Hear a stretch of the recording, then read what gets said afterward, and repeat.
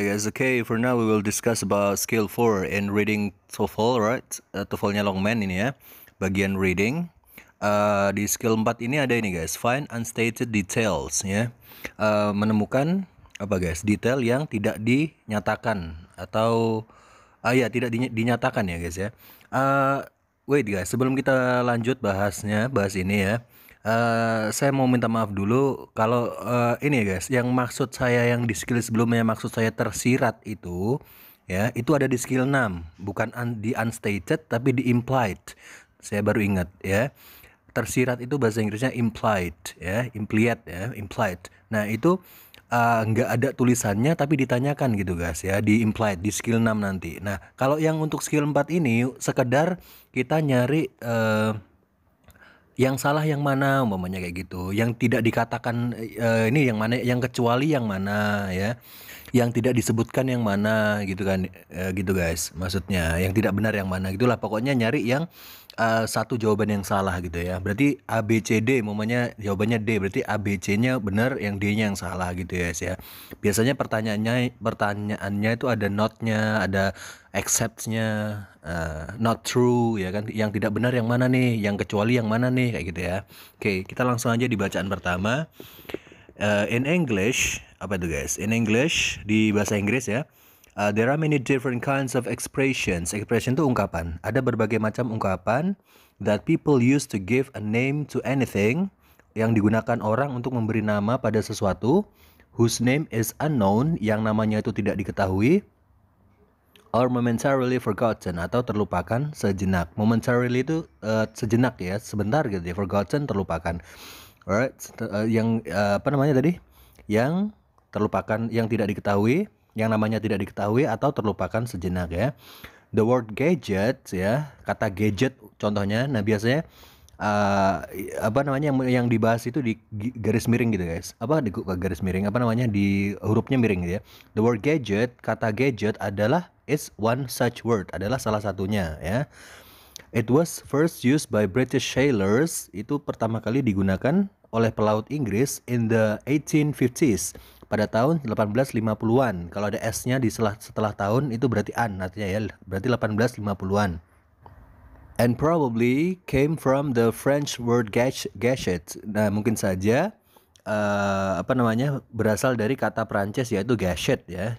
Gadget itu dari kata gadget, which was a small hook ya, yang mana artinya adalah small hook, kail kecil ya. In everyday use, dalam penggunaan sehari-hari ya, the word has a more general meaning. Kata tersebut memiliki arti yang lebih umum. Okay. Other words are also used to give a name to something unnamed or unknown. Kata-kata lain juga digunakan untuk memberi nama pada sesuatu yang tidak disebutkan namanya atau unknown, tidak diketahui ya. And these words tend to be somewhat imaginative. Apa itu? Dan kata-kata ini cenderung bersifat imajinatif gitu ya. Some of the more commonly used expression are, beberapa expression atau ungkapan yang lebih umum digunakan adalah what do you call it ya, what do you call it, atau what says, atau a thingamabob, a thingamajig, a doodad, or a doohickey. Jadi kata-kata tersebut yang tadi what you call it, what says, a thingamabob, a thingamajig, a doodad, doohickey, itu kata-kata yang umum digunakan ya, beberapa ungkapan yang umum digunakan. Oke, saya rekap ya. Guys, dalam bahasa Inggris ada berbagai macam ungkapan yang digunakan orang untuk memberi nama pada sesuatu yang namanya tidak diketahui atau terlupakan sejenak. Kata gadget adalah salah satu dari kata tersebut. Ini pertama kali digunakan oleh pelaut Inggris pada tahun 1850-an dan mungkin berasal dari kata Prancis gachet ya, yang berarti kail kecil. Dalam penggunaan sehari-hari, kata tersebut memiliki arti yang lebih umum. Kata-kata lain juga digunakan untuk memberi nama pada sesuatu yang tidak disebutkan namanya atau tidak diketahui. Dan kata-kata ini cenderung bersifat imajinatif. Beberapa ungkapan yang lebih umum digunakan adalah what do you call it, what says, a thingamabob, a thingamajig, a doodad, sama doohickey gitu guys ya. Pertanyaannya adalah Which of the following is not true about the word gadget? Yang mana di ABCD ini yang tidak benar mengenai kata gadget? Yang mana? Apakah yang A? It is used to name something when the name is not known. Itu digunakan untuk menamai sesuatu ketika namanya tidak diketahui. Kalau yang B, it was used at the beginning of the 19th century. Itu apa namanya? Digunakan di awal abad ke-19. Atau yang C, it most likely came from a word in French language. Ya, sepertinya itu berasal dari kata di bahasa Prancis. Yang D, its first known use was by British sailors. Diketahui pertama itu digunakan sama pelaut Inggris. Jadi yang kurang tepat di situ jawabannya adalah yang B ya. Berarti kita pilih yang B. Kan pertanyaannya tadi not true, ya kan? Yang tidak benar yang mana? A, B, C, D itu yang tidak benar yang mana? Yang tidak benar adalah yang B. Kalau yang A, C, D itu kan udah benar. Kalau yang B kenapa, Sir? Emangnya abad keberapa? Nah itu guys, di atas it was first used by British sailors in the 1850s ya. Di akhir ya, di akhir abad ke-19 ya, bukan di awal tapi di akhir ya, 1850.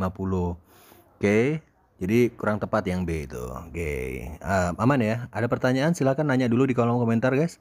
Kalau masih bingung sebelum kita lanjut ke bacaan di TOEFL exercise 4. Oke. Kalau udah, baru kita ke TOEFL exercise 4 yang bacaan yang pertama tentang plasma darah ya. Oke. Blood plasma is a clear, almost colorless liquid. Ya, plasma darah adalah cairan bening hampir tidak berwarna ya. Almost colorless liquid.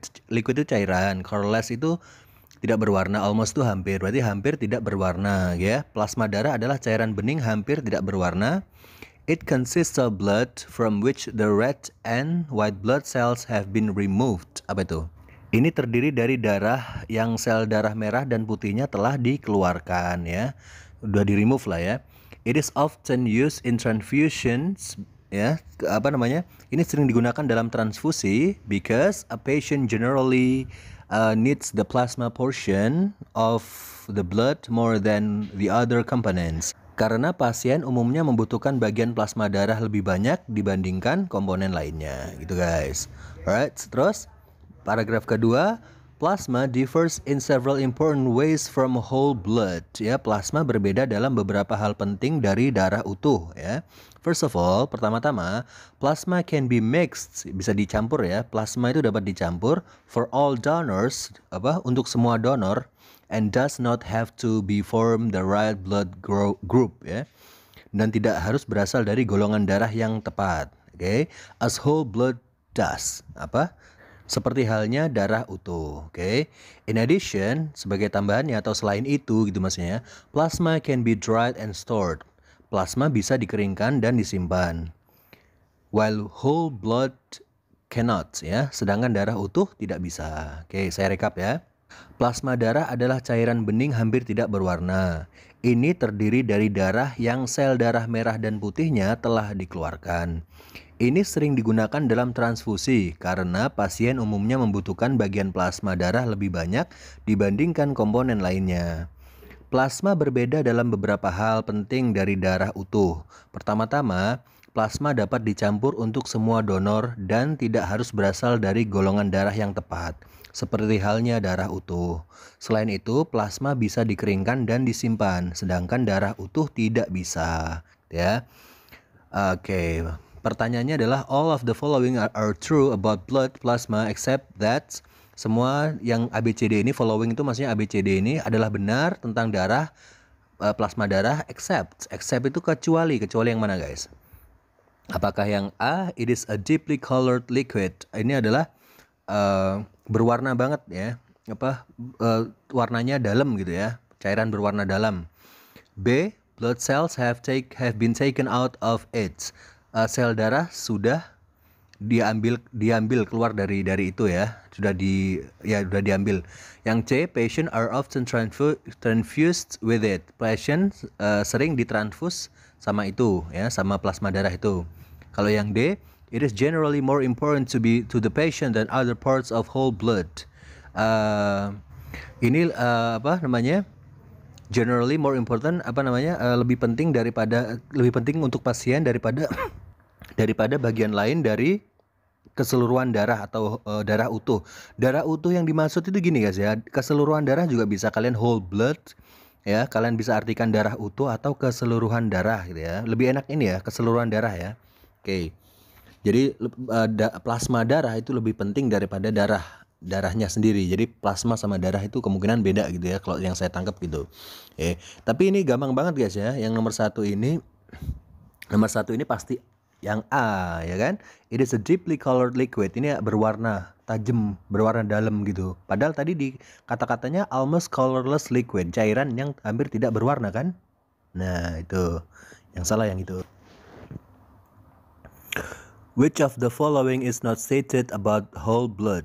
Ya, yang mana yang di bawah ini yang tidak dikatakan tentang tidak dinyatakan ya tentang ini ya, whole blood, keseluruhan darah atau darah utuh. Yang mana? Yang A, it is different from plasma, itu berbeda dengan plasma. Yang B, it cannot be dry, tidak bisa dikeringkan.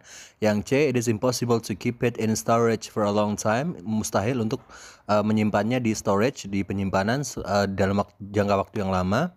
Terus yang D, it is a clear colorless liquid, itu adalah apa namanya,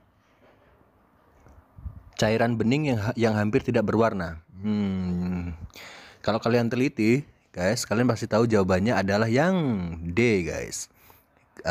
Yang D yang salah ya, cairan bening hampir tidak berwarna. Nah, itu kan cairan bening yang tidak berwarna adalah plasma darah guys, bukan whole blood kan, bukan darah keseluruhan. Jadi yang dimaksud yang tidak berwarna dan bening itu plasma darah, bukan whole blood ya, gampang ya. Oke, kita coba bacaan yang kedua ya guys ya, di apa namanya, di TOEFL exercise 4 ini tentang Elizabeth Cochrane Seaman, apa itu. Oke. Nah, kalau tulisannya gede-gede gitu, Sir, Seaman ini kan artinya pelaut. Ya, tapi kalau tulisannya gede gitu itu ini guys, apa nama orang ya, masih nama dia gitu ya. Oke, Elizabeth Cochrane Seaman. Jadi si Elizabeth Cochrane Seaman ini was an American journalist, adalah seorang jurnalis Amerika at the turn of the century, pada pergantian abad ya, who wrote for the newspaper New York World, yang menulis untuk surat kabar New York World ya. And then under the pen name Nellie Bly, dengan nama pena Nellie Bly ya. Okay, and then a name which was taken from the Stephen Foster song Nellie Bly. Jadi nama itu diambil dari lagunya Stephen Foster yang judulnya Nellie Bly ya. Okay. Terus she achieved fame for her exposes. Dia itu mendapatkan ketenarannya dari paparannya dia, and in particular for the bold and adventurous some way that she obtained her stories. Nah, dan khususnya karena cara dia memperoleh cerita yang berani dan penuh petualangan lah, intinya kayak gitu ya. Terus she felt that the best way to get the real story was from the inside rather than as an outside observer who could be treated. Oh, panjang sekali, kita pendek-pendekin deh ya. She felt that ya, ia merasa bahwa the best way to get the real story, cara terbaik untuk mendapatkan kisah nyata ya, was from the inside rather than as an outside ya, adalah dari dalam, bukan sebagai outside observer. Jadi dari dalam, bukan dari pengamat dari luar ya, bukan pengamatan luar. And then who could be treated to a prettified version of reality, disuguhi versi realitas yang dipercantik gitu ya. Nah, terus on one occasion, pada suatu kesempatan ya, she pretended to be a thief so that she would get arrested. Jadi dia tuh pura-pura jadi pencuri agar dia bisa ditangkap ya. And see for herself how female prisoner were really treated, dan melihat sendiri bagaimana tahanan perempuan sebenarnya diperlakukan. And then on another occasion, di kesempatan lain ya, she faked mental illness. Dia itu memalsukan penyakit jiwanya in order to be admitted to a mental hospital, agar diterima di rumah sakit jiwa ya kan. To get the real picture, untuk menggambarkan gambaran yang nyata ya, mendapatkan gambaran yang nyata on the treatment of mental patient, tentang perawatan pasien jiwa gitu guys ya. Saya rekap. Elizabeth Cochrane Seaman adalah seorang jurnalis Amerika pada pergantian abad yang menulis untuk surat kabar New York World ya dengan nama pena Nellie Bly. Nama yang diambil dari lagunya Stephen Foster yaitu Nellie Bly ya judulnya. Dia mencapai ketenaran karena paparannya dan khususnya karena cara dia memperoleh cerita yang berani dan penuh petualangan gitu guys ya. Bold itu ini ya berani, adventuresome itu penuh petualangan. Jadi dia mengalami sendiri gitulah ya. Ia merasa bahwa cara terbaik untuk mendapatkan kisah nyata adalah dari dalam, bukan sebagai pengamat luar yang bisa disuguhi versi realitas yang dipercantik. Ya, jadi dia kalau mau nyari berita itu ini guys, bener-bener nyari berita apa? Pasien jiwa ya, dia pura-pura gila dulu, dia dimasukin di rumah sakit jiwa, terus dia meneliti ya, mengobservasi dari dalam gitu maksudnya itu bacaan ini ya. Bukan cuma nanya-nanya orang aja ya. Dia sebagai orang luar terus masuk ke rumah sakit jiwa nanya-nanya susternya, enggak, dia bener-bener jadi pasiennya gitu ya, pura-pura gitu ya. Terus pada suatu kesempatan dia berpura-pura menjadi pencuri agar dia bisa ditangkap dan melihat sendiri bagaimana tahanan perempuan diperlakukan ya. Ya, jadi bener-bener dia nyolong terus di penjara ya. Jadi dia bisa buat reportasi yang lebih akurat gitu guys. Pada kesempatan lain, ia memalsukan penyakit jiwa agar bisa masuk rumah sakit jiwa untuk mendapatkan gambaran yang nyata tentang perawatan pasien penyakit jiwa ya. Perawatan pasien jiwa. Oke, pertanyaannya adalah which of the following is not true about Nellie Bly? Yang mana yang di bawah ini yang tidak benar mengenai Nellie Bly? Apakah yang A, Nellie Bly's real name was Elizabeth Cochrane Seaman. Nama aslinya Nellie Bly adalah Elizabeth Cochrane Seaman. Terus yang B, Nellie Bly was mentally ill. Nellie Bly itu benar-benar gila. Benar-benar gila ini ya. Kayaknya udah ketahuan ya yang B ya. Ntar dulu. The name Nellie Bly came from a song. Nama Nellie Bly didapat dari lagu. Benar. Yang D, the name Nellie Bly was used on article that Seaman wrote. Nama Nellie Bly itu digunakan untuk artikel yang ditulis sama si Seaman ini. Benar. Berarti yang tidak tepat di ABCD itu cuman yang B ya. Karena Nellie Bly itu tidak benar-benar gila, tidak mentalnya tidak sakit ya. Yang B berarti ya. Gitu, karena pertanyaannya adalah yang mana yang not true, tidak benar. Oke, nomor 4-nya, which of the following is not mentioned as something that Nellie Bly did to get a good story? Yang mana yang di bawah ini yang tidak disebutkan sesuatu yang diperbuat Nellie Bly untuk mendapatkan cerita yang bagus? Yang A, she acts like a thief, dia berperilaku seperti maling. Ya benar, ini benar. Yang salah yang mana guys? Yang B, she got arrested by the police, dia pernah ditangkap polisi. Benar. Terus C, she pretended to be ill, dia pura-pura sakit. Benar. Kalau yang D, she worked as a doctor in a mental hospital, dia bekerja sebagai dokter di rumah sakit jiwa. Enggak ya? Berarti jawabannya adalah yang D guys. Dia tidak jadi dokter tapi jadi pasien, pura-pura jadi pasien ya. Oke. Terus yang bacaan ketiga guys, bacaan terakhir ya. Soalnya cuma 6 aja kok. Tapi ini agak panjang nih yang terakhirnya. Oke, bareng-bareng ya. Dekanawida's role as a supreme lawgiver. Maksudnya lawgiver itu pemberi hukum tertinggi guys. Ya. Kayak hakim lah intinya ya. Peran Dekanawida sebagai pemberi hukum tertinggi in the Iroquois tribe, di suku Iroquois ya, has given him the status of demigod, telah memberinya status setengah dewa. Demigod itu setengah dewa kayak Hercules gitu guys ya. Within the Indian nation, di dalam masyarakat India ya. Negara, maksudnya bangsa India gitu ya. Born into the Huron tribe, dia itu lahir di mana? Terlahir dari suku Huron ya. Dekanawida caused great fear in his parents. Dekanawida menimbulkan ketakutan besar pada parents, orang tuanya. Oke, parents who tried to drown him in his youth, yang pernah mencoba menenggelamkannya di masa mudanya dia. After a prophecy was made indicating that he would bring great sorrow to the Huron nation. Karena ada ramalan ya.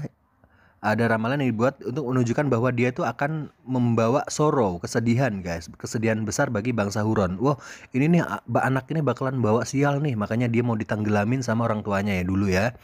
Terus Dekanawida was to survive this attempted drowning ya.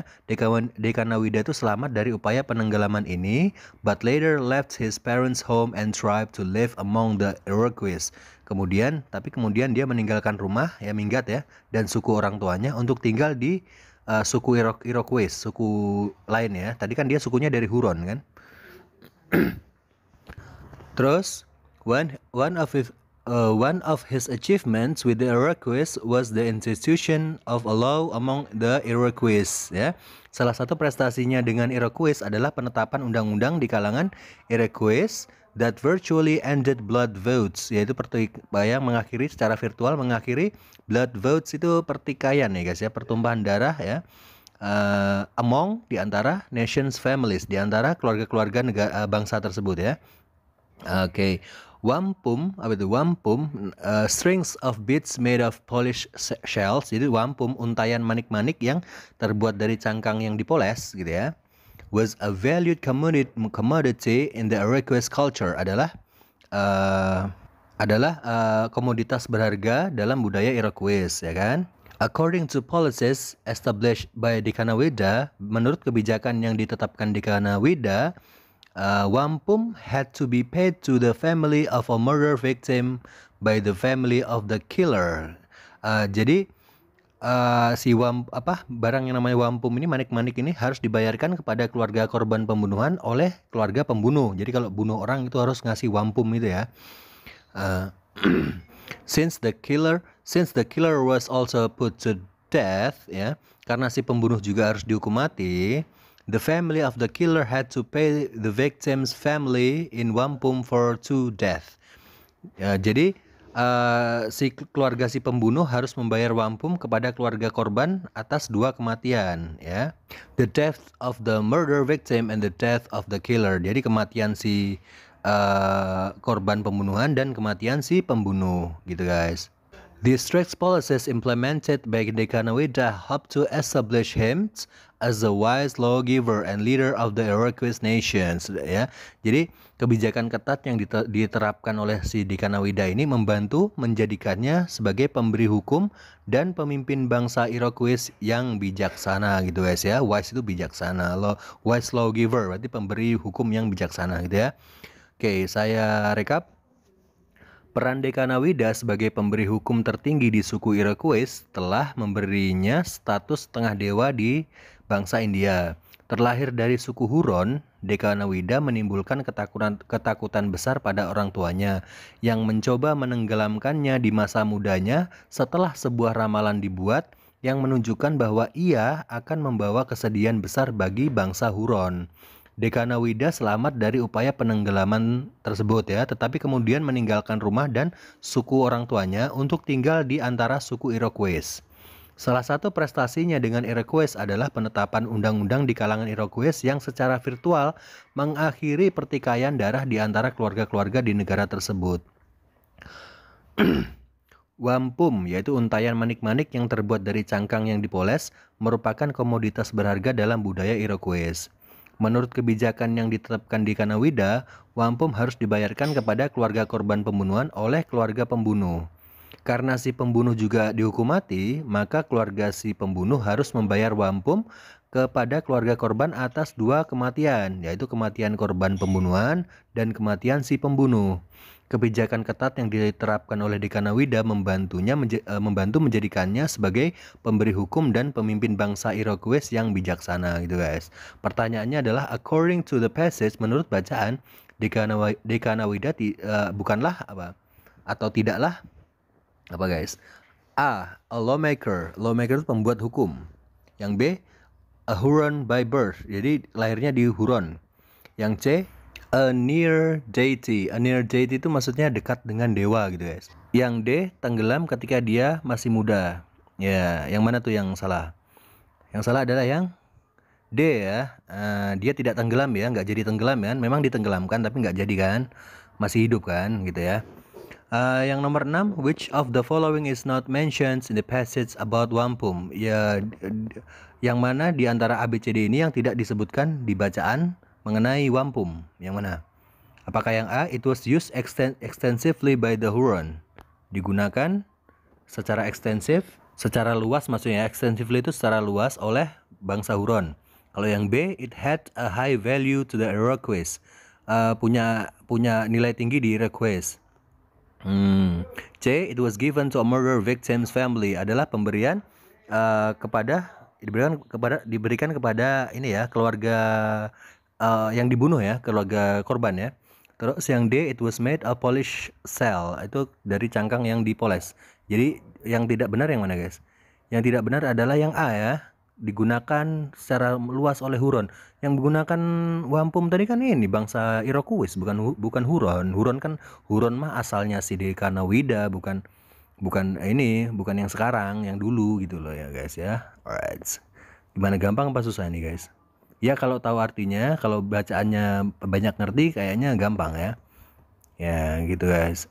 Oke, nanti lanjutin langsung ke skill 5 guys ya. Kita belajar skill lagi.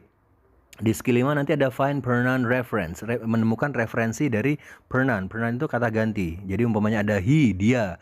Dianya itu lari ke siapa, mengacu ke siapa, ke orang mana, yang mana. Atau ada kata she, dia cewek, dia ceweknya siapa, dia cewek itu yang mana gitu lah, referensinya. Jadi mengacunya kemana gitu lah intinya. Mereka siapa gitu ya guys ya. Alright, oke kita bahas aja di skill selanjutnya, itu yaitu skill 5. Oke. Thank you very much for watching guys, and then don't forget to share this channel to all of your friends that learn English ya. Bagikan channel ini ke teman-temannya yang juga lagi belajar bahasa Inggris ya guys ya. Terima kasih banyak. Thank you very much.